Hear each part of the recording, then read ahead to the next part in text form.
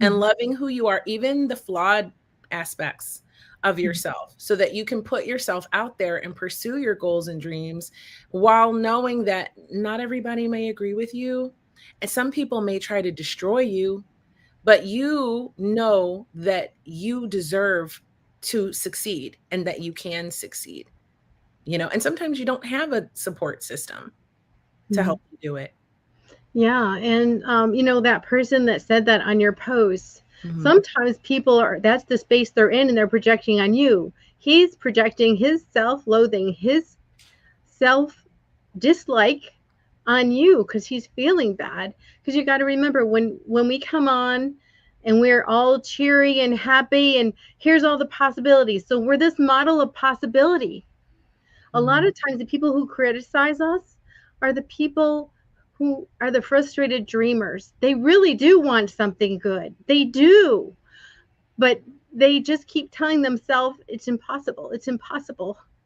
Instead of affirming, I can do it. I can do it. And instead of looking at this possible scenario, they just criticize it because they feel like they can't have it. So they're just going to tear it down, and maybe they're going to feel a little bit better.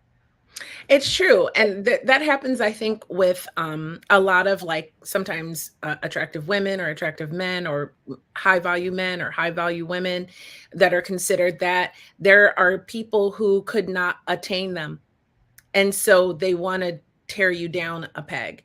So you see a woman out here doing something creative, or a man, because I Mhm. love men and women. Half my audience is men, Mhm. about statistically. And there can be a person in your life that is just envious of you, or they know they can't be what you are or have what you have or be with you.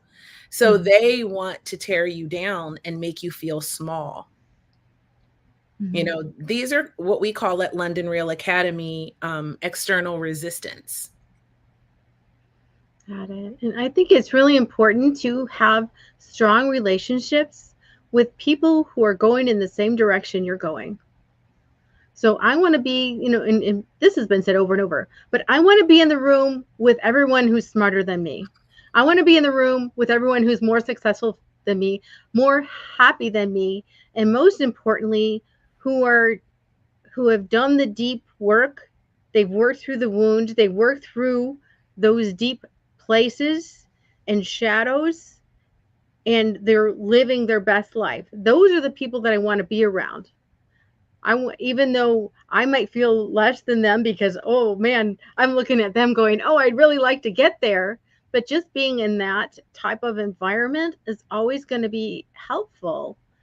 And, I think a key to that is I think the most successful people in the world, me being an optometrist, we use light because any darkness, even with a little bit of light, is no longer darkness, right? So if we can go into our shadows, into our dark areas, and shine the light and work on those deep parts in ourselves, the parts that are really painful, I think those are the people that are the most successful outwardly. You have to be successful inside to be successful outside. You can put on a good face for a while and pretend like things are okay, but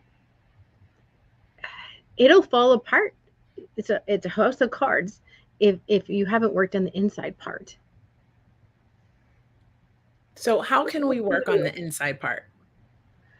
There's a lot of ways. I know when I work with people, just in a nutshell, I go in and I look and see where they're at.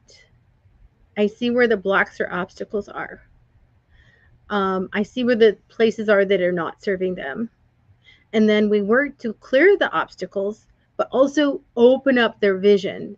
So, I talked earlier about the central and peripheral vision. Well, you have to use both together for you to be able to see where you're going. Focus. You have to focus to get a goal, but also see the whole map, not just a piece. So when you open up your vision, and you do that by clearing the obstacles, clearing those limiting beliefs, clearing those hurts from childhood, even to just open up so you can be, oh, everything's clear and bright now, more and more lights coming in. And that's when your creativity, your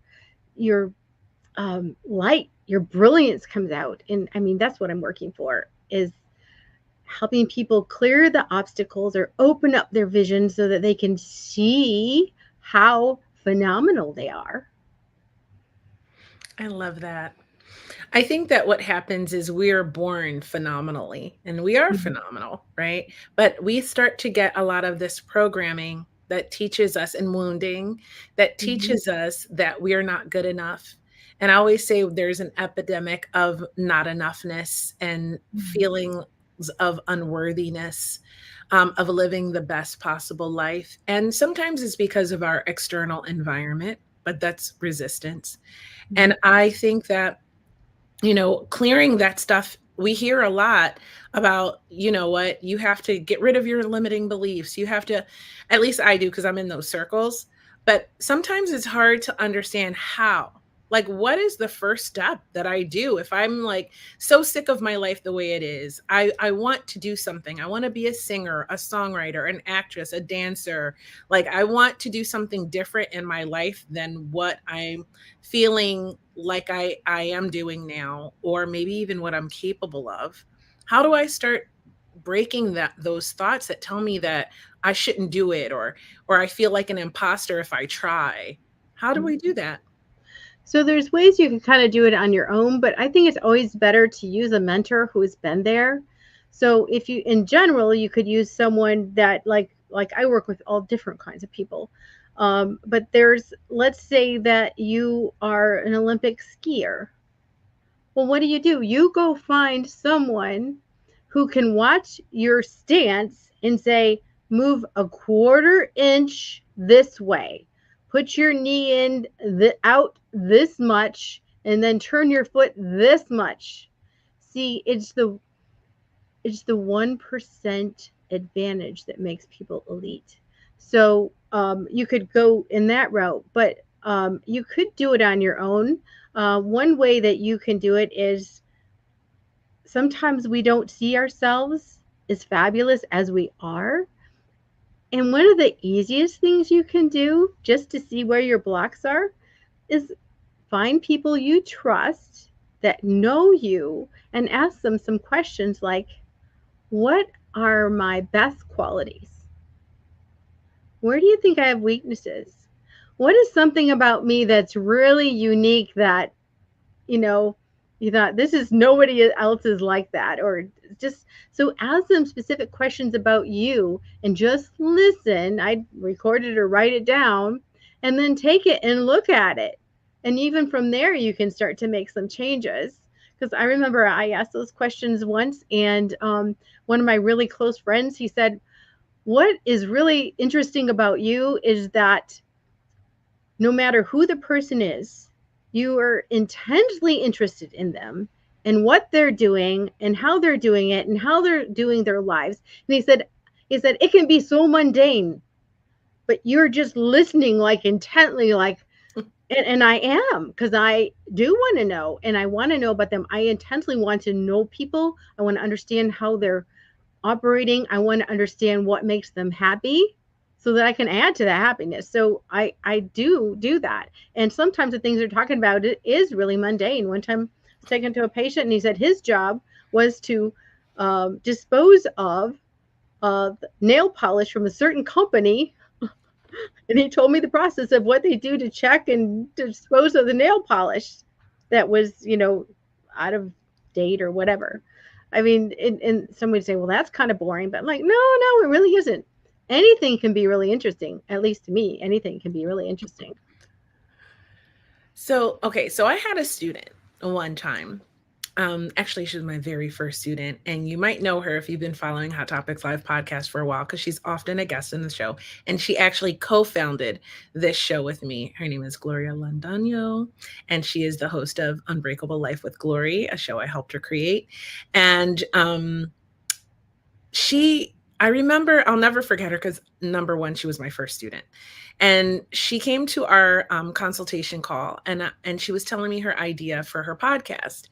But before the end of the call, she said, my husband and, my family, they're like, who's going to listen to you? Nobody's going to listen to your podcast. Who cares what you have to say? You know, like it was just so negative. And these are